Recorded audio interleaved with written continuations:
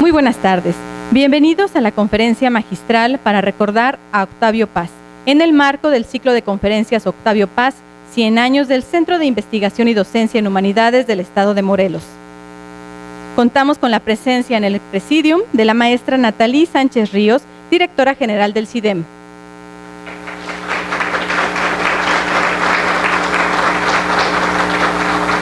Licenciada Beatriz Ramírez Velázquez, secretaria de Educación del Estado de Morelos.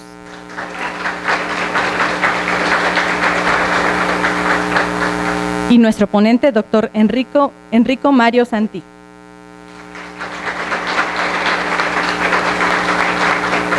Y agradecemos también la presencia de todos los titulares del sector educativo, organismos educativos, que sean ustedes bienvenidos. Damos el uso de la palabra para la presentación del ponente a la maestra Natalí Sánchez Ríos, directora general del CIDEM.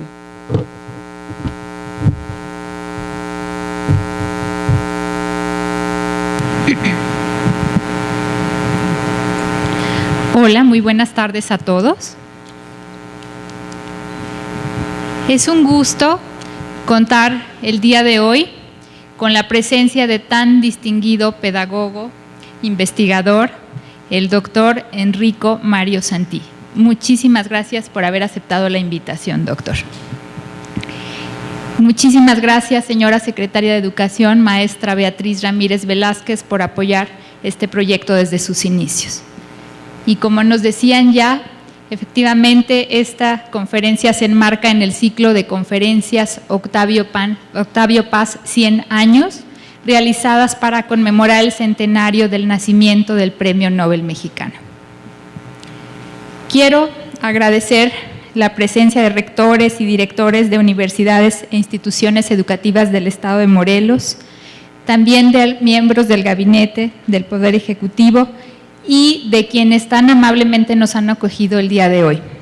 Del antropólogo Víctor Hugo Valencia Valera, delegado del INAH en Morelos, y del maestro Juan Contreras de Oteiza, director del Museo Cuauhnáhuac.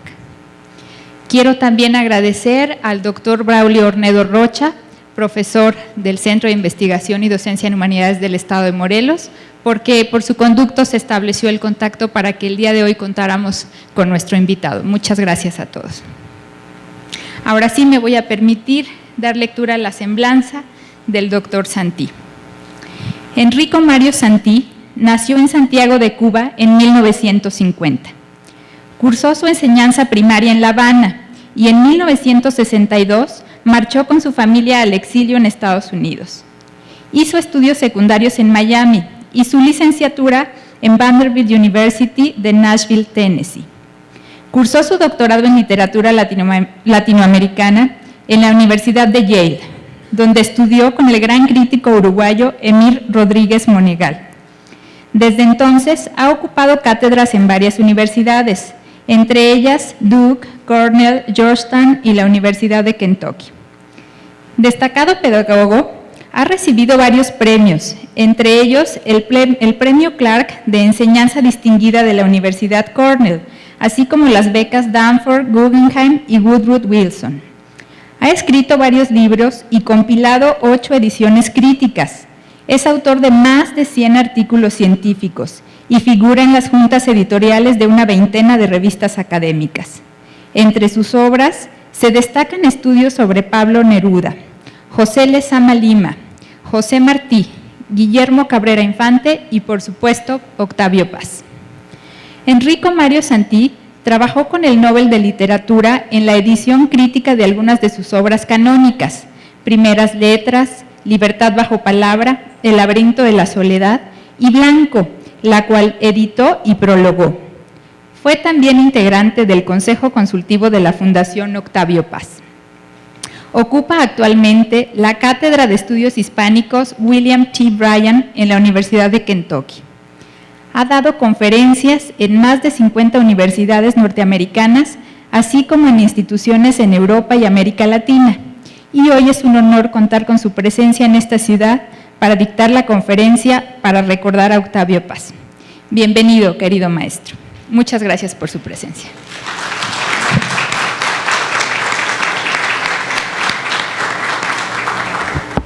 Escuchemos entonces al doctor Enrico Mario Santi.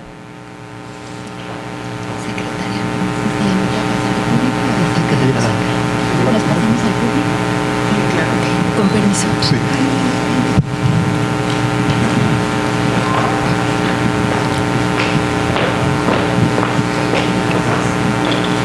Buenas tardes.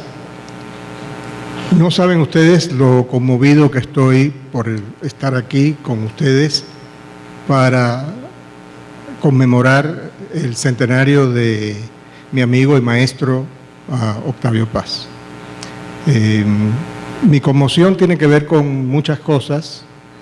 Primero, con la amistad que me une al arquitecto Braulio Ornedo, que tuvo la amabilidad de invitarme a venir a Cuernavaca en fecha reciente, cuando nos conocimos en otra conferencia sobre el mismo tema.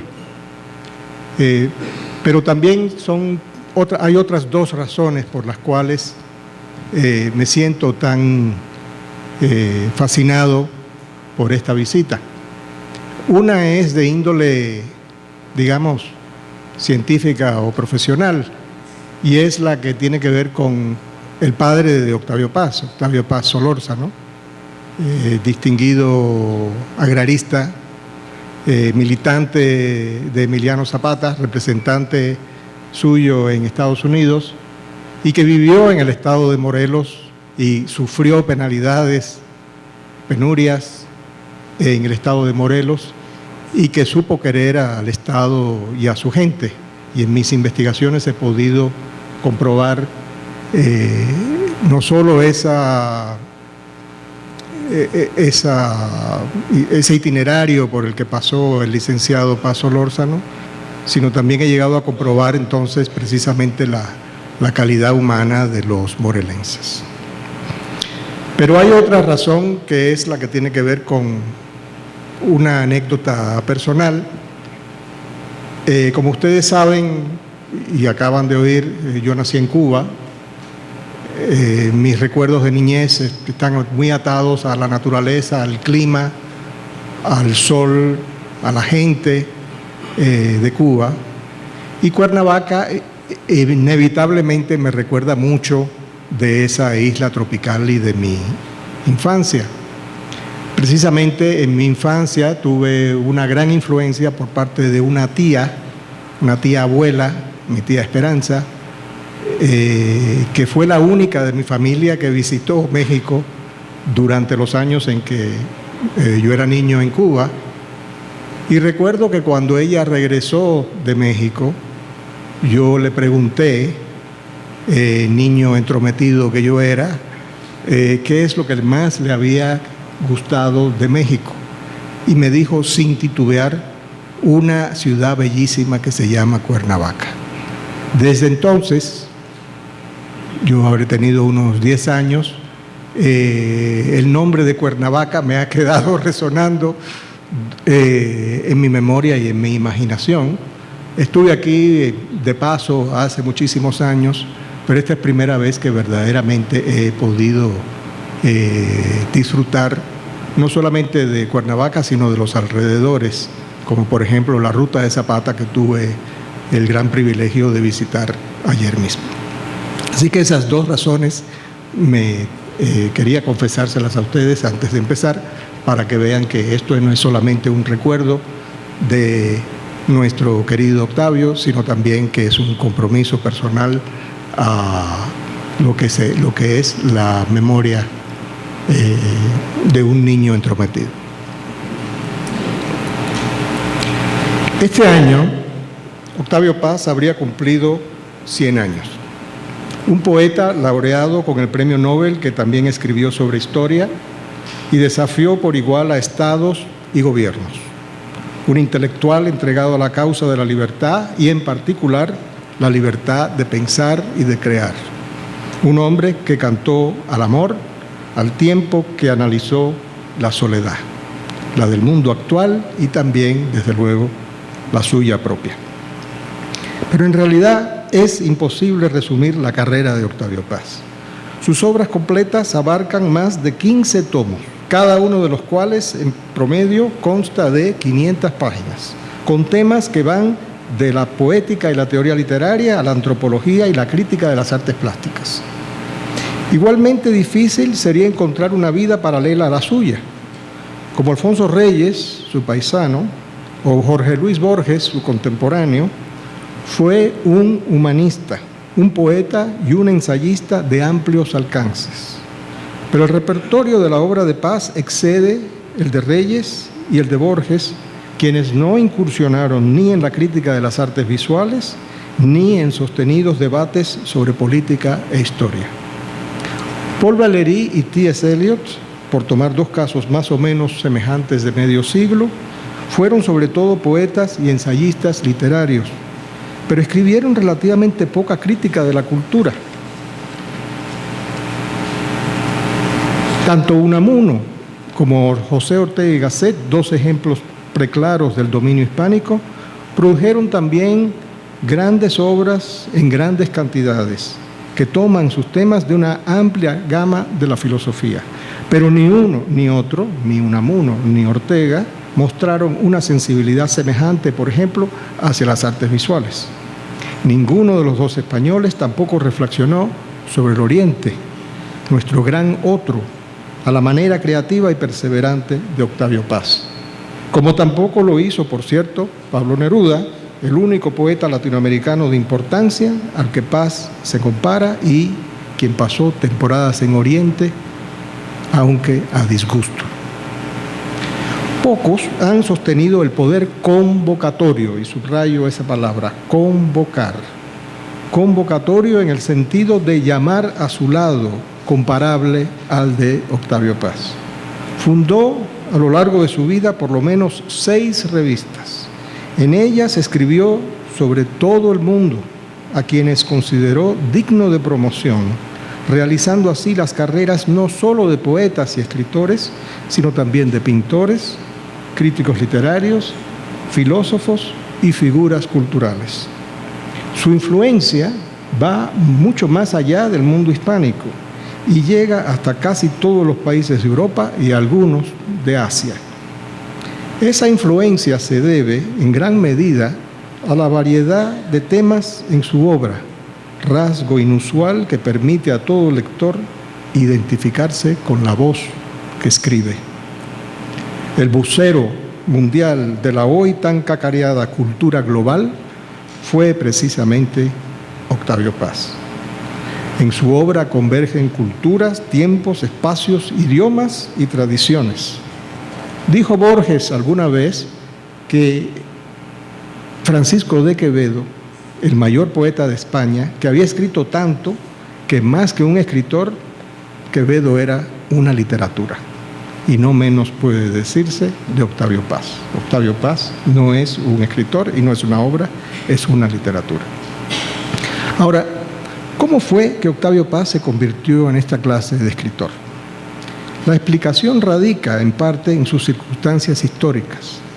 Estuvo presente, como se sabe, en los principales acontecimientos de este siglo, de la Revolución Mexicana, en medio de la cual nació, a la Guerra Civil Española, donde vivió como diplomático, a los hechos sangrientos del 68, tras los cuales renunció a su cargo de embajador en protesta, de la Guerra Fría a la caída del Muro de Berlín, asuntos sobre los cuales se escribió en cantidad. Pero a pesar de haber presenciado todos estos eventos históricos y políticos, la obra de este escritor mexicano se distinguió sobre todo por privilegiar a la poesía. No exagero al decir que toda su obra constituye una extensa y poderosa defensa de la poesía.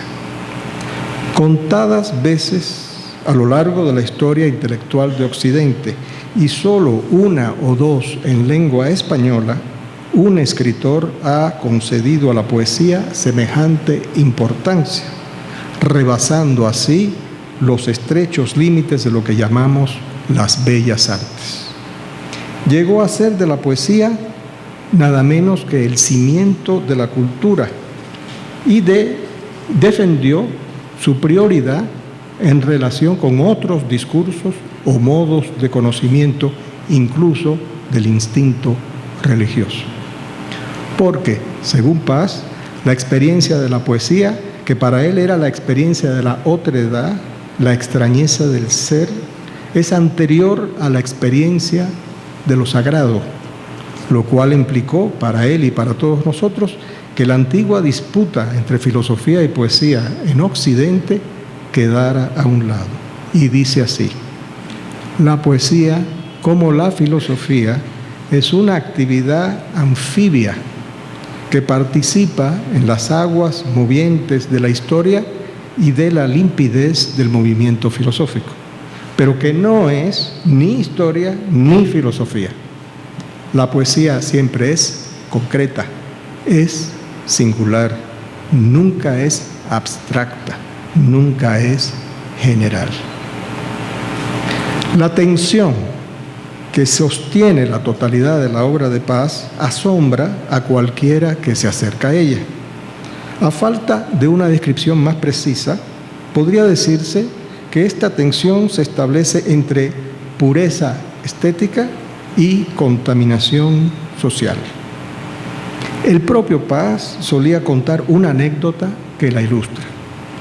Comiendo un día, a finales de la década de los 30, con los poetas del famoso grupo Contemporáneos, me refiero a gente como Javier Villorrutia, Salvador Novo, José Gorostiza, Carlos Pellicer, Jorge Cuesta, Jaime Torres Bodet. Estos poetas apuntaron a lo que para ellos era la perturbadora contradicción que atravesaba su joven obra. Su poesía, heredera de la tradición simbolista, trataba los temas acostumbrados en un lenguaje tradicional: naturaleza, el deseo, el yo. Pero sus opiniones políticas, cerca de marxistas y anarquistas, favorecían, en términos por demás estridentes, una revolución social. Fue tal vez a resultas de esa reunión con sus mentores que Paz escribió poemas políticos, de los cuales unos pocos, como la Oda a la Segunda República Española, No pasarán, llegó a concluir en sus obras completas. Pero a lo largo de su vida, Paz siguió siendo una figura de Jano, ese Dios de las dos caras, en lo que toca a la relación entre poesía e historia. Tal vez sea esta característica la consecuencia menos conocida de los lazos entre Paz y el famoso movimiento surrealista. Porque en la opinión de los surrealistas, la revolución de la sociedad no debía confundirse con la del poema, ni para el caso con la del espíritu. Edward Hirsch, el distinguido poeta estadounidense y autor de un conmovedor ensayo en homenaje póstumo, escribió sobre esta partición. Dice: Paz tenía un agudo sentido de las responsabilidades cívicas del poeta. Participó en la lidia política con energía como enviado diplomático, como fundador de numerosas revistas y como polémico pensador crítico. La reputación erudita de Octavio Paz, sus libros sobre historia y política contemporánea, amenazaron hacer sombra sobre su obra poética, a pesar de que todo lo que escribió nació de su entrega a la poesía. Como se sabe, Paz defendió esta partición, esta doble actitud hacia poesía e historia, a veces contra sus críticos. Interesado por las dos, no por ello dejaba de sentir que cada una tenía sus propios géneros literarios, sus propias manifestaciones y hasta sus propias ocasiones. Reaccionaba de esta manera contra la historia más reciente de la poesía moderna, cuya posición frente a las convulsiones políticas del siglo había extremado las opciones poéticas. Poetas como William Butler Yeats, Paul Valéry, Juan Ramón Jiménez, Rainer Rilke o Eliot habían continuado la tradición por igual de románticos y simbolistas. Lejanía de la sociedad, con el fin de aislar a la imaginación de la barbarie cotidiana a través de la impersonalidad poética. Otros, como Ezra Pound, Pablo Neruda o Bertolt Brecht, se fueron al otro extremo y reclamaron del lenguaje poético una retórica civil y del poeta un compromiso político. Así fue que Paz, aún de joven, se llegó a separar de sus primeros dos modelos poéticos. Uno, Javier Villaurrutia, y el otro, Pablo Neruda. El primero, Villaurrutia, poeta introspectivo de la noche, la muerte y el idioma. El otro, bardo apasionado del amor corporal, la violencia y el compromiso político. Se acercó Paz, en cambio, a otros poetas cuyo uso del idioma cotidiano le era más afín, y me refiero a Antonio Machado, a Luis Cernuda y el poeta norteamericano Robert Frost. A ellos, Paz los llegó a conocer personalmente. Como Machado y Frost, Paz emprendió la tarea de acercar el lenguaje a la experiencia humana sin ser traicionado ni por la imaginación abstracta ni por el sectarismo político. En 1979, años después de haber rebasado estos modelos, resumió todo ese peligroso funambulismo en una poderosa declaración. Dijo así: entre la persona más o menos real y la figura del poeta, las relaciones son a un tiempo íntimas y circunspectas. Si la ficción del poeta devora a la persona real, lo que queda es un personaje. La máscara devora el rostro. Si la persona real se sobrepone al poeta, la máscara se evapora y con ella el poema, que deja de ser una obra para convertirse en un documento. Esto es lo que ha ocurrido con gran parte de la poesía moderna. Se trata, por tanto, de una poética de lo que yo llamo la cuerda floja, como aquel que dice. La poesía no es ni confesión ni documento. Al reconocer la naturaleza precaria de todo lenguaje poético, Paz se percató, hacia fines de los años 40, que debía dirigir su fáustica curiosidad hacia dos actividades paralelas: la poesía y el ensayo. Y a veces, es cierto, no pudo separarlos. Contra todos los imperativos racionales y geométricos, terminó muchas veces juntándolos. Y así, muchas veces, cuando transitamos por la poesía de Paz, de las reflexiones introspectivas de Libertad bajo palabra a la pasión desesperada de La estación violenta, o de las meditaciones orientales de Ladera Este y la conciencia escindida de libros como Vuelta y Árbol Adentro, encontramos siempre una creciente incorporación de especulaciones filosóficas y comentarios históricos, como si la percepción poética debiera sostenerse cada vez sobre un razonamiento metódico. La poesía de Paz es una poesía de reflexión. Lo contrario, es decir, la incorporación del procedimiento poético a la prosa, tal vez sea menos frecuente. Y sin embargo, tras su definitivo regreso a México a principios de los años 70, Paz empieza a producirse en Paz una paulatina fusión de sus personalidades poética y política, cosa que no siempre reconocen los más recientes comentaristas a su obra. Pero tal vez lo más crucial a su obra sea que, escribiendo prosa o verso, bien sobre sí mismo, sobre historia, la experiencia que Octavio Paz invocaba sin falta era, una vez más, la poesía, atalaya desde la cual todo debate contemporáneo sobre cultura y sociedad podía ser atendido y juzgado. Para Paz, poesía no es meramente la actividad de escribir versos. Poesía es una manera, a la vez escurridiza e implacable, de acercarse, de analizar y de articular la condición humana. Fue por eso el discurso poético el que le otorgó una autoridad moral fuera del tiempo, trascendiendo así a la misma historia. no es otro el argumento de un libro clásico como El arco y la lira del año 56, piedra angular de su poética y algunas de cuyas líneas principales ya estaban presentes en su obra durante los años 30 y 40.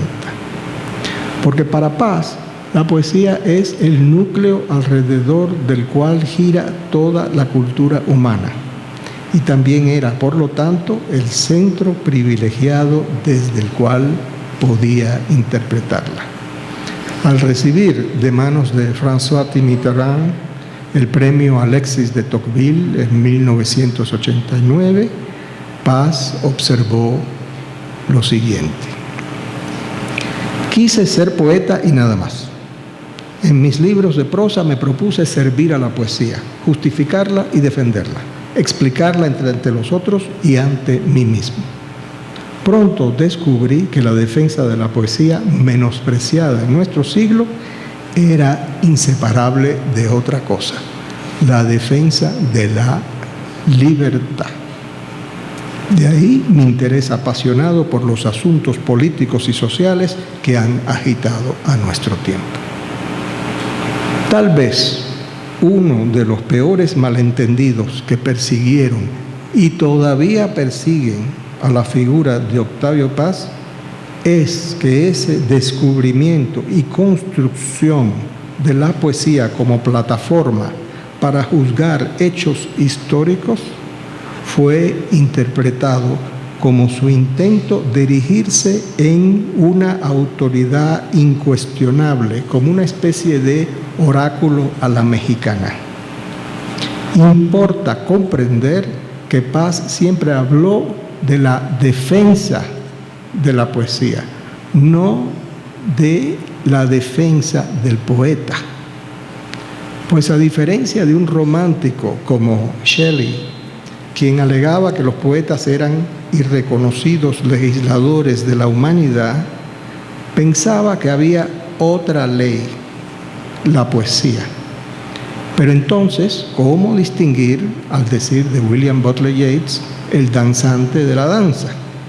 ¿Es acaso posible separar las opiniones personales e interesadas del poeta de los requisitos impersonales de la moral poética? Esto lo contestó con sencillez. La legitimidad de toda ciudadanía poética se encuentra no tanto en la dicción personal del poeta como en la capacidad que demuestre para incluir a los demás, a los otros, en su discurso. Esto es la fascinante habilidad que posee todo poeta para incluir a quienes se encuentran más allá de su propia experiencia personal, incluso cuando, como el loco o como el niño, hable consigo mismo. A esta sencilla verdad le siguen otros corolarios. Más allá del poeta está el poema. Más allá del poema está la poesía. Más allá de la poesía está el lenguaje. Y más allá del lenguaje están la naturaleza y, por supuesto, lo que la rige, el tiempo. Así como la poesía habla a través del poema, es el lenguaje el que habla a través de la poesía y, por tanto, a través de cada uno de nosotros. Poesía y lenguaje fueron para él, en última instancia, dos horizontes ontológicos que, junto al tiempo, circunscriben la experiencia humana y ponen en claro los límites de la persona. No es la persona quien construye el lenguaje, es el lenguaje quien construye a la persona. Y lo mismo vale para la poesía, el poema y el poeta. Es la poesía la que habla a través de todos ellos. Resulta consecuente identificar en esta declaración una polémica entre Paz y la mayor presencia filosófica de nuestro siglo, y me refiero a Martin Heidegger. En efecto, Heidegger pensaba que el último horizonte ontológico era el tiempo. Así, Heidegger privilegió el lenguaje, y en especial el lenguaje poético, tal como lo maneja el poeta lírico, y cuyo prototipo a sus ojos era Hölderlin, porque la poesía revelaba al ser, con lo cual el poeta pasaba a convertirse en lo que Heidegger llamaba el pastor del ser. Paz, sin embargo, pone distancia de por medio con respecto a Heidegger para acercarse a otro filósofo, Wittgenstein, la otra gran presencia filosófica de nuestro siglo, mejor dicho, del siglo pasado, para declarar que el poeta es el siervo, no el pastor de la poesía, y que la meta de la poesía no es el lenguaje, o siquiera el ser, sino otra cosa. La meta de la poesía es el silencio. Decir lo que no se puede decir. Decir aquello para lo cual no hay palabras.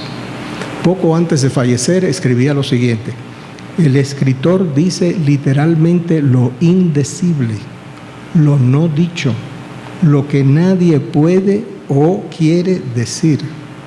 Por tanto, todas las grandes obras literarias son altos cables de alta tensión, pero no eléctricos, sino morales, estéticos, críticos.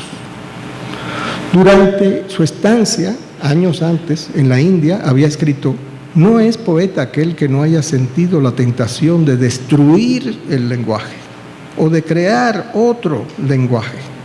Aquel que no haya experimentado la fascinación de la nada, la no significación y la no menos aterradora de la significación indecible. Los críticos concuerdan, y con razón, en vincular estas ideas con el contacto que tuvo Paz con el pensamiento oriental, y en especial el budismo y su notoria abolición del sujeto. Pero yo pienso, sin embargo, que a pesar de la evidente importancia que el budismo y el pensamiento oriental tuvieron en Paz, él mismo prefería que viéramos la experiencia poética no a la luz de una experiencia filosófica o religiosa dada, sino como la condición suficiente de cualquier experiencia subjetiva. Me atrevo a sugerir por eso que a Paz solo le interesaba Buda, en tanto que su silencio pudiera convertirse en meta del conocimiento y por tanto pudiera servirnos de modelo para comprender ese extraño quehacer que es el fenómeno poético. Igualmente grave fue el malentendido con que fueron recibidas las posiciones políticas de Paz, y en especial tras su regreso definitivo a México en el año 71. Resulta a todas luces irónico que después de ese regreso haya habido temporadas en que Paz llegara a ser más conocido en México por sus opiniones políticas que por su poesía, mientras que en el resto del mundo, y en especial en Francia y Estados Unidos, la situación era y es diametralmente la opuesta. Como se sabe, esos son los años en que Paz renuncia a su cargo de embajador en la India, en repudio del sistema de gobierno unipartidista mexicano, los años cuando también propone la llamada crítica de la pirámide contra las izquierdas mexicana y latinoamericana, muchas veces a través de sus revistas Plural y Vuelta.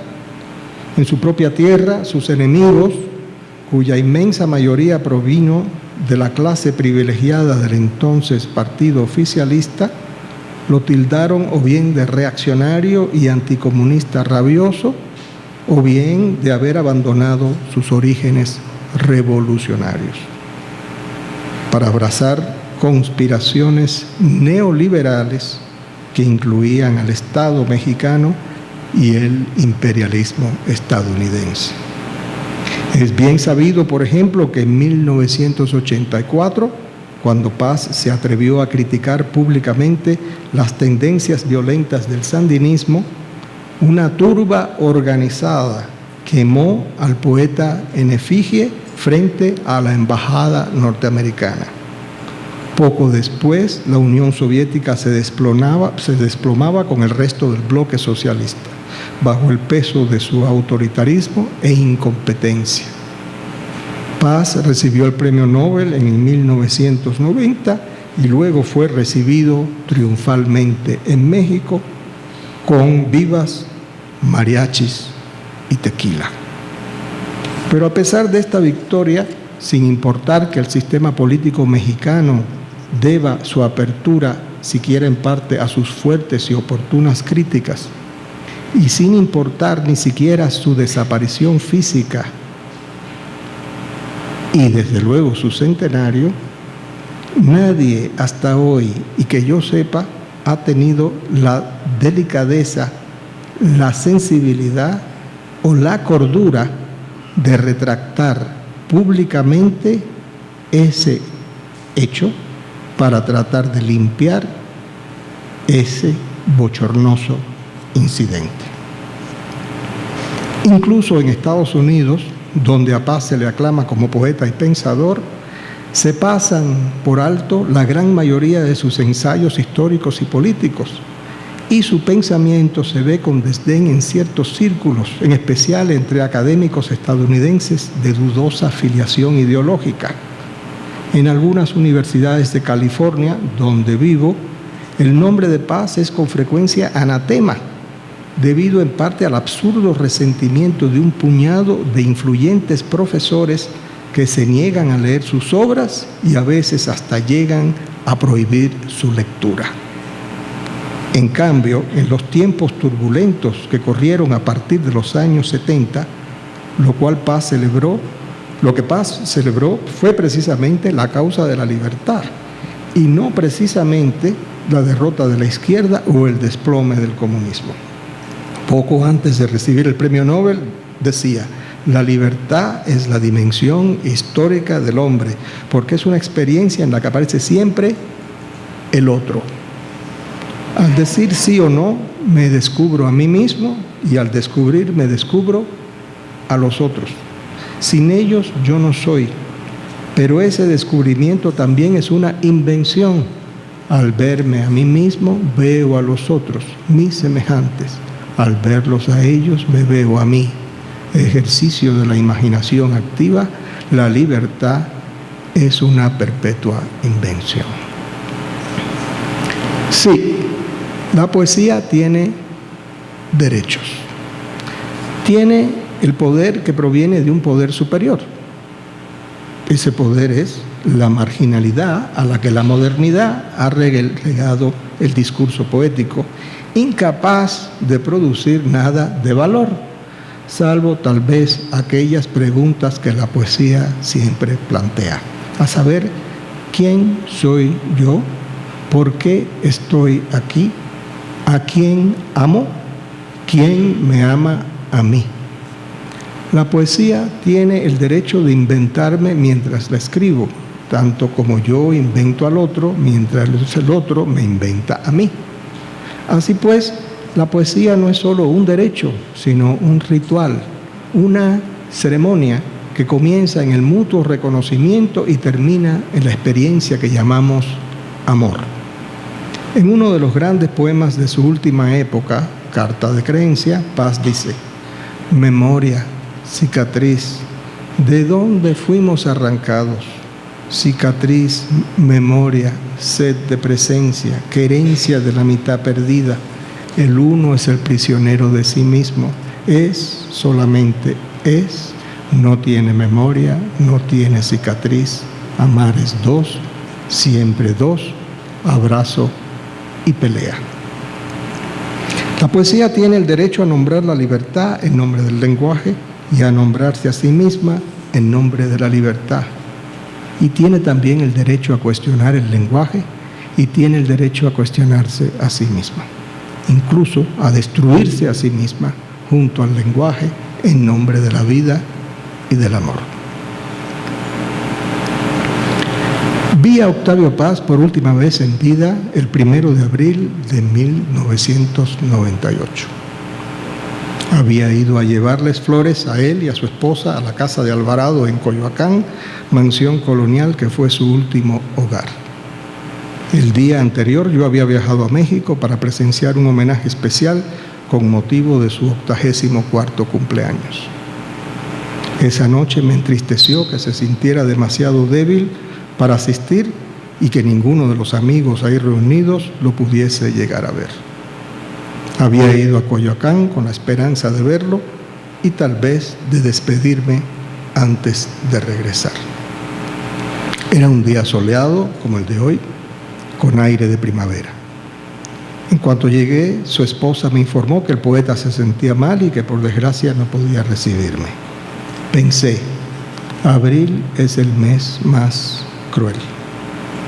Maté el tiempo conversando cuando de pronto volvió a aparecer su señora anunciando que el poeta había despertado y quería que lo llevasen al patio, donde brillaba el sol y una fuente cantaba. La vimos empujar la silla de ruedas.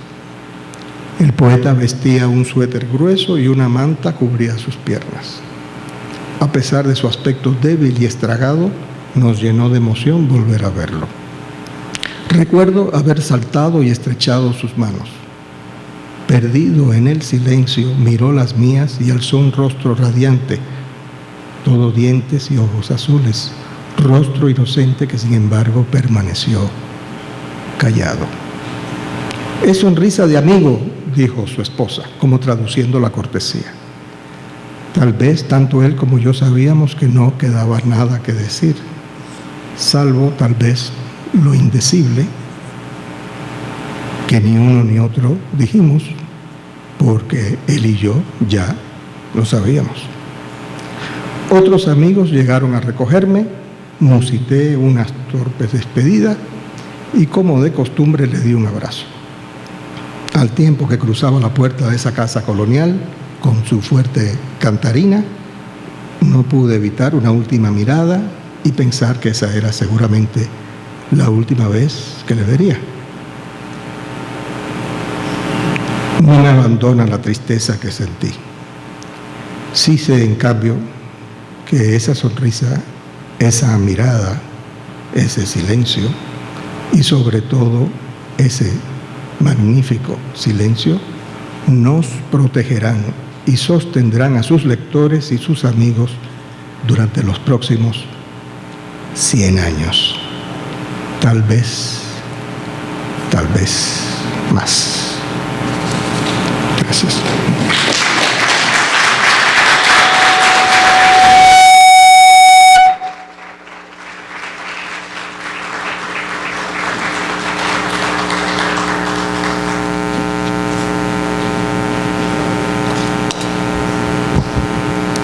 Muchas gracias. Pedimos a la secretaria de Educación, le va a hacer entrega de un reconocimiento al doctor Enrico Mario Santí. No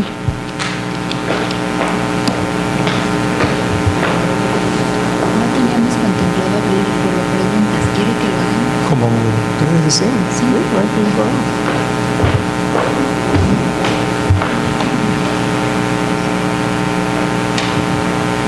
¿Alguien gusta hacer algún comentario, una pregunta al doctor? Con mucho gusto.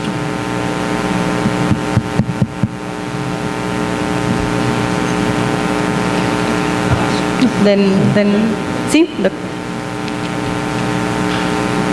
doctor. Doctor Brown. Muchas gracias. Muchas gracias. Su participación no solamente nos ayuda a recordar, a mantener entre nosotros a Octavio Paz, ojalá que nos ayude también a sembrar la paz entre nosotros. Existe un lema vigente en el gobierno del Estado de hacer de Morelos un territorio de paz. Es una feliz coincidencia si lo podemos concatenar con hacer de Morelos también un territorio de revueltas. Me refiero a Octavio y a José, por supuesto, no quiero ser malentendido en mi intervención.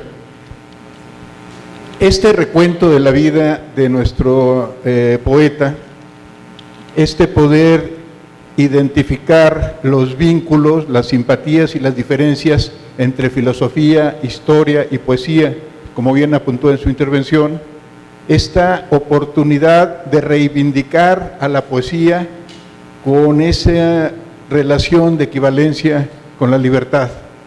en ese discurso memorable al recibir el premio Tocqueville, Paz efectivamente establece esta reivindicación. La defensa de la poesía es la defensa de la libertad.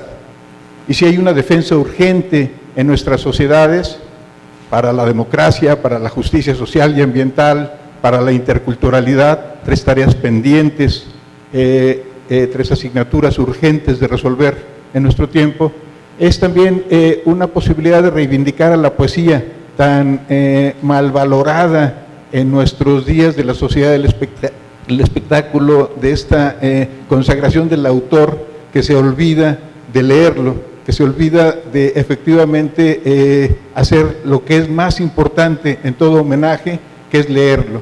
Agradezco muchísimo esta invitación que nos hace el doctor Santí para leer a Paz, y quisiera simplemente recordar esta relación no solamente entre poesía y libertad, sino entre decir y hacer, entre lo que veo y digo, entre lo que digo y callo, entre lo que callo y sueño, entre lo que sueño y olvido.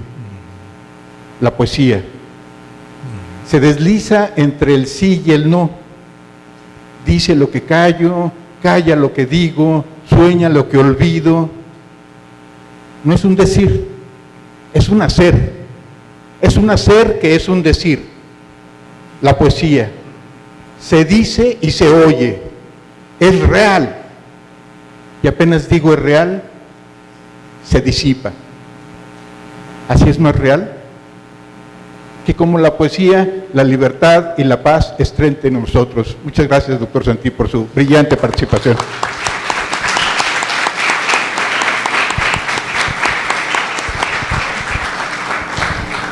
Nunca mejor dicho. Señor. Gracias. Es un comentario tan solo como me sorprendí que hace un año un grupo de amigos iraníes, artistas plásticos, me invitaban a formar parte de un grupo en Facebook titulado El laberinto de la soledad. Y yo les preguntaba, pues, ¿a qué se debe? ¿Qué les llama Paz y el laberinto? Y la explicación de uno de esos jóvenes era efectivamente la capacidad, pues, de propio Paz en sus ensayos, en sus análisis, pero también en su poesía, para entender el hecho de la producción plástica. Pero también este joven hablaba de cómo le daba sentido también el tema de la depresión, que para mí no era inmediato en el tema, pero por fortuna tiene en Medio Oriente también una cantidad importante de valiosos seguidores, quizás para su repertorio de noticias, de herederos, seguidores de Paz. Sí, yo creo que lo interesante es en esta recepción de ese libro, su primer libro de ensayos, lo interesante es la manera en que ha podido captar a través del mito del laberinto, que es un mito milenario, la imaginación y la sensibilidad de mucha gente fuera de México. Es decir, el laberinto de la soledad no es únicamente una meditación acerca de la historia de México, es también un libro acerca de la condición del hombre moderno, de la persona moderna. Cuando habla Paz acerca de la soledad, en realidad estaba hablando de lo que Marx y Hegel hablaban en términos de enajenación, la alienación. Solo que como poeta él utilizaba una imagen mucho más concreta, es decir, ¿quién no se ha sentido solo en el mundo? Y sobre todo hoy en día en que tenemos esta violencia social que este país conoce mejor que nadie, la explotación de los pobres, la lucha de las minorías y sobre todo los pueblos en el margen de Occidente. Y por eso es tan interesante lo que usted menciona, es decir, como el Medio Oriente es también, está también en el laberinto de la soledad, que no es exclusivamente mexicano, sino mundial, ¿no? Así que muchas gracias por su anécdota.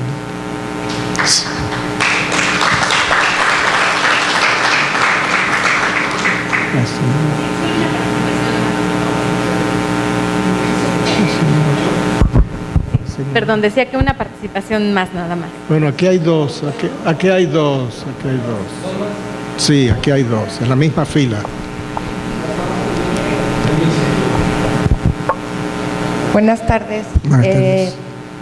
Haciendo un poco referencia de lo último que estaba usted mencionando sobre cómo recibieron a Octavio Paz después de recibir el premio Nobel.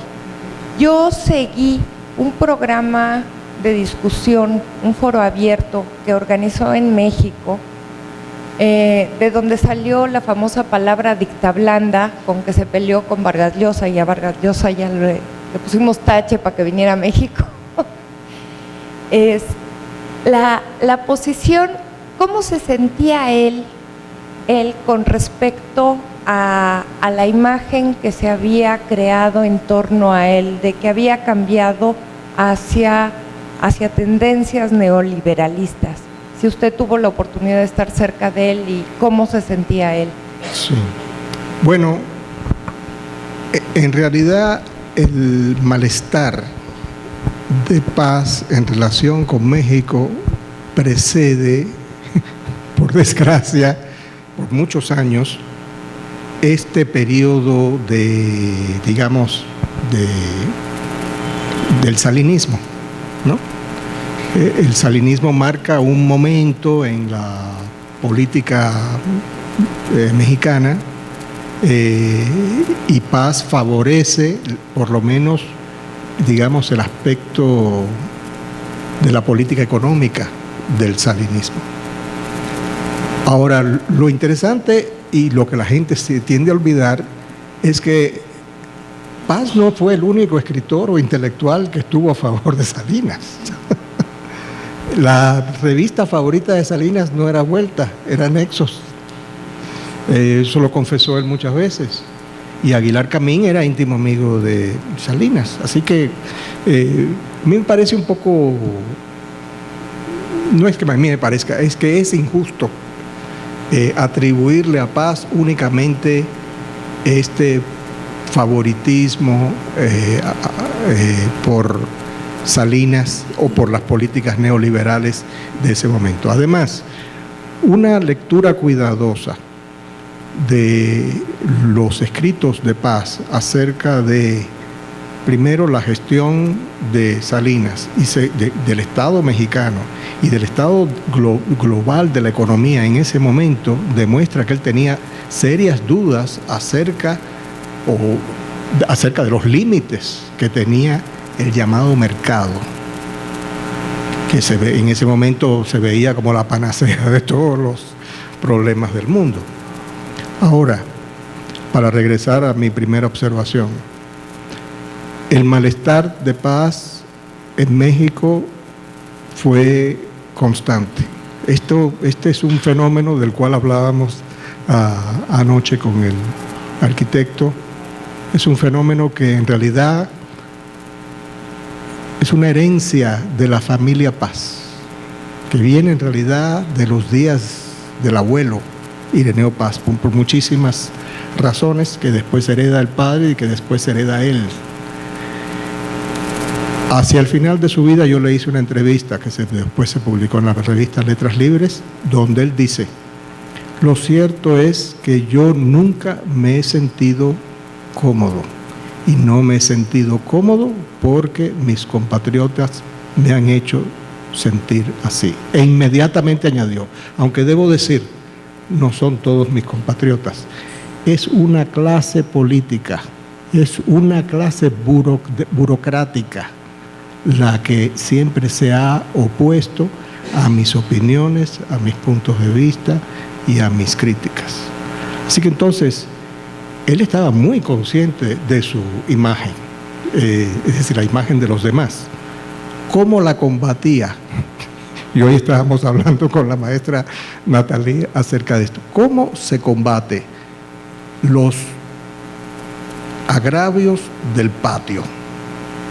Los agravios del patio se combaten afuera, obteniendo méritos afuera, porque la presión de afuera es la que entonces da crédito para y da pie para ejercer una tribuna adentro. Así que entonces él tenía esa, primero que nada tenía la conciencia y después tenía, digamos, una estrategia de respuesta. Y la respuesta es obtener estos créditos de afuera para entonces lanzar la tribuna de adentro. Y esto lo hizo hasta que murió. Muy buenas tardes, doctor Santí. Muchísimas gracias por esta cátedra que nos acaba de dar y la maestría con que maneja toda la temática de la obra del maestro Octavio Paz. Pero yo quisiera centrarme en un punto muy especial de su plática y agradecerle por compartirnos ese momento tan personal que vivió en esa última ocasión, cuando vio y tuvo oportunidad de despedirse del maestro Octavio Paz. Creo que eso es invaluable para nosotros, como mexicanos, morelenses y la audiencia que acabamos de escuchar su cátedra. Muchísimas gracias. Eso es algo invaluable. Gracias. Es indecible, es decir, no puedo agradecer tampoco sus palabras. Muchas gracias.